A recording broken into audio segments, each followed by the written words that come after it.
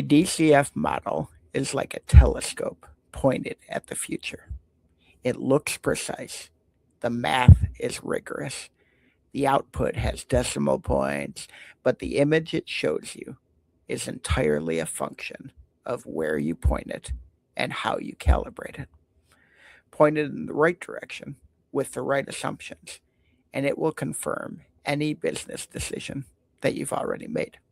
But that's not analysis. That is an expensive alibi. Today, we expose the DCF for what it is, the most mathematically sophisticated tool for dressed up guessing in the history of finance. Hello, my name is Todd Hagopian, the original Stagnation Assassin, the author of The Unfair Advantage Weaponizing the Hypomanic Toolbox. And today, on the Stagnation Assassin MBA, we're cracking open discounted cash flow analysis. I'm going to tell you what they teach you in the business school program, what they leave out, and what you actually need to know if you're running a real business in the real world. DCF, discounted cash flow, is the gold standard of valuation, and it is the favorite tool of almost every analyst who wants to tell their boss exactly what they want to hear. Understanding how it works is table stakes. Understanding how it gets manipulated is survival in the real business world. Let's talk about the textbook version. Here is what the textbook says. And to be fair, as always, the textbook is not wrong. It just needs an operator's viewpoint. Discounted cash flow analysis is the most theoretically rigorous valuation method available. It was formalized by John Burr Williams in The Theory of Investment Value in, get this, 1938, and it remains the foundation of corporate finance valuation. The logic is pretty straightforward and correct.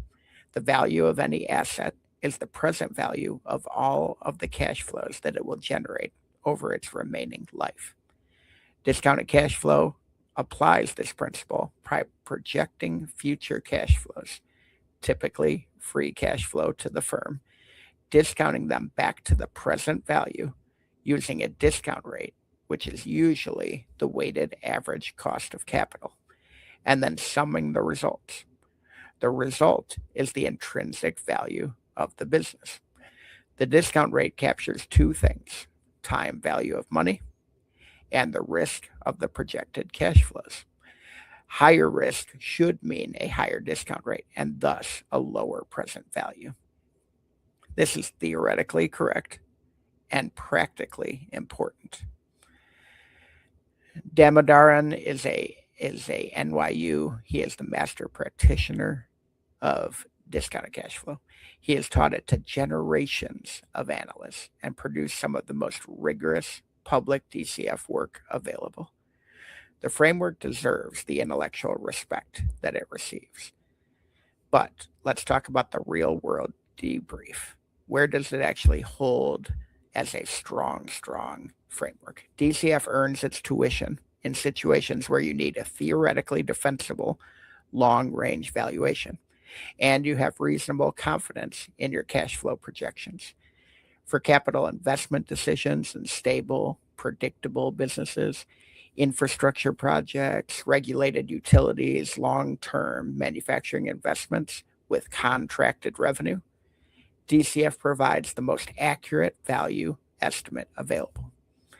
When the cash flow projections are anchored to real contracts or demonstrated historical patterns, the model's output is genuinely informative. I've also used DCF effectively as a sensitivity analysis tool when evaluating a potential acquisition, running multiple DCF scenarios, base case downside, stress case, with explicit assumption variation gives decision makers a range of defensible outcomes rather than a single point estimate. Used this way, DCF is the 80-20 matrix applied to value. It forces you to identify the 2 or 3 assumptions that drive 80% of the value, which is exactly where you should spend your due diligence energy. A good DCF doesn't give you the answers. It shows you which assumptions are carrying all of the weight. But let's look at the operating room. Where does the DCF framework break down? Here's where the professor sits down and us operators stand up.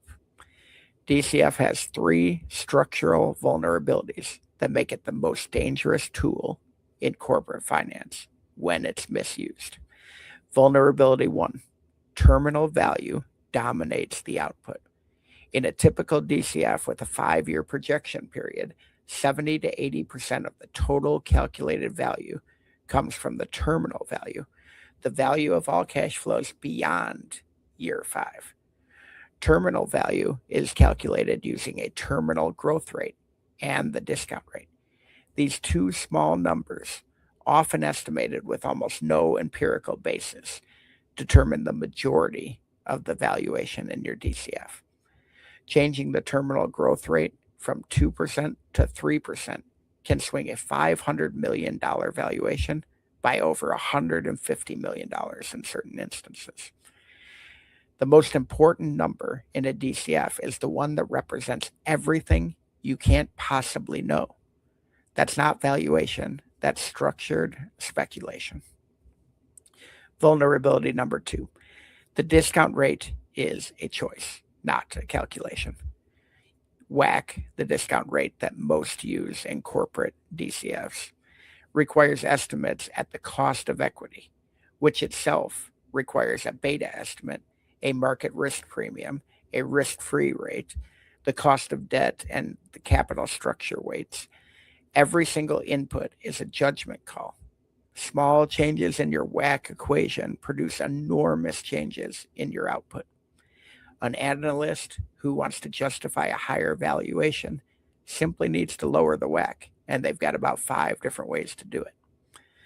Vulnerability number 3. The cash flow projections are forecasts. 5 years of cash flow projections are not facts. We're almost never right. They are modeled beliefs about the future based on assumptions about revenue growth, margin expansion, working capital behavior, CapEx requirements, future cost savings. In acquisition context, these forecasts are produced by management teams who have a strong interest in making the business look as valuable as possible. This assumption that projected cash flows reflect reality rather than aspiration is where DCF usually meets reality and starts to blink. So let's talk about the operator's upgrade. 4 moves that every operator should make when evaluating a DCF. First, isolate the terminal value. Calculate it separately and ask, does this number make sense as a standalone business valuation? Terminal values often imply business sizes, market positions that don't exist and may never exist. Second, run a reverse DCF. Instead of projecting cash flows forward, ask, what growth rate does the current valuation imply? If the implied growth rate is implausible, given industry dynamics and the company's track record, then the valuation's wrong. Third, stress the WACC. Most corporate DCFs use a single discount rate. Run the model at WACC plus 2 points. If the investment thesis collapses under a modest discount rate increase, then it is not robust, period. Fourth, require a bear case. Any DCF presented without a bear case scenario is an advocacy document, not an analysis. The bear case tests whether the business is viable if things don't go as planned, which is more often than not. Let's talk about the Stagnation Assassin verdict here. We're going to adapt it. DCF is the right framework for long-range cash flow-based valuation, but it should never be used as a precision instrument in contexts where the inputs are highly uncertain. So adapt it. Use DCF as a range of scenarios rather than a point estimate. Always isolate the terminal value for independent scrutiny. And build the reverse DCF to test whether the implied growth story is real. So that's discounted cash flow, the most rigorous valuation tool, and also the easiest to manipulate. For more information on financial intelligence that protects capital and creates value, you're going to want to grab The Unfair Advantage, Weaponizing the Hypomanic Toolbox on Amazon, and follow the Stagnation Assassin Show. Also, check out toddhagopian.com and stagnationassassins.com for the world's largest stagnation database. And remember, run the reverse DCF. If the implied growth is a fairy tale, then the valuation after it is fiction.